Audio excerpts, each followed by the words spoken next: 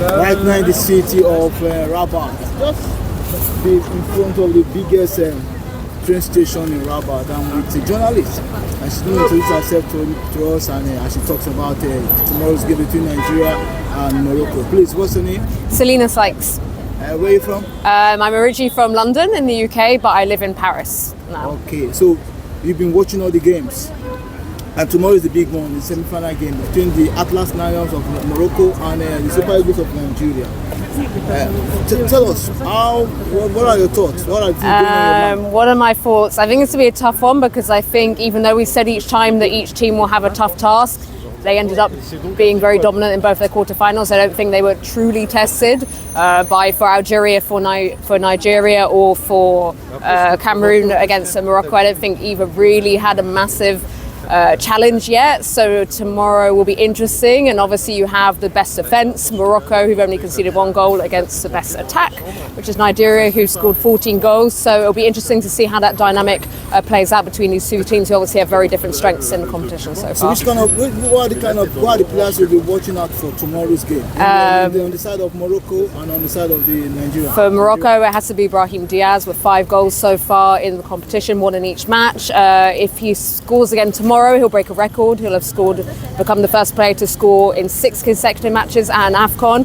And for Nigeria, I think Admiral Lookman has been really impressive so far, a really impressive playmaker, lots of assists at the tournament so far. And then you can't obviously forget Victor Osimhen, who is a talisman and has obviously been a big help also to the Super Eagles' success so far. What has been so fascinating about the Super Eagles from what you have seen, from the 4-5 games they've played?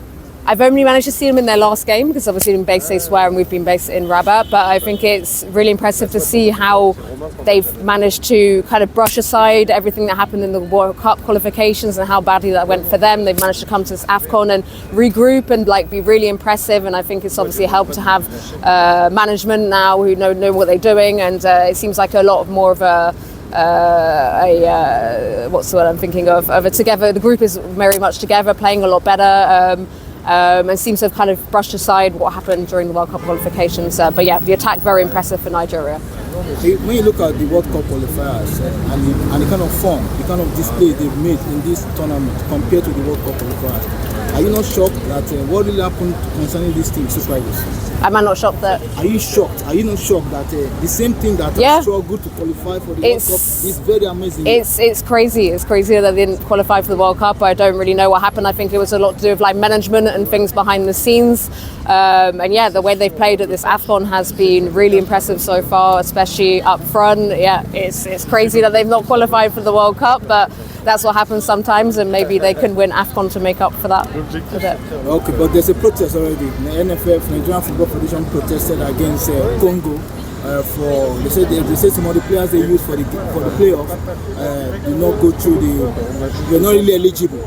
What's your thought on that? I don't really know. I don't know much. NFF protest to Nigeria's protest to FIFA. Okay. I don't really know much about that. Sorry.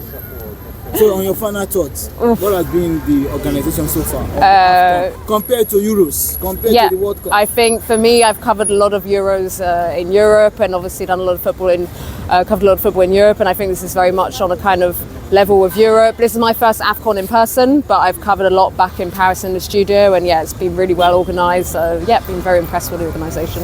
Thank you very much. One more time, your name? Selena Sykes. This is Totori News. Thank you for speaking with Totori News here in Rabat, Morocco. Thank you very much. And God bless. No worries.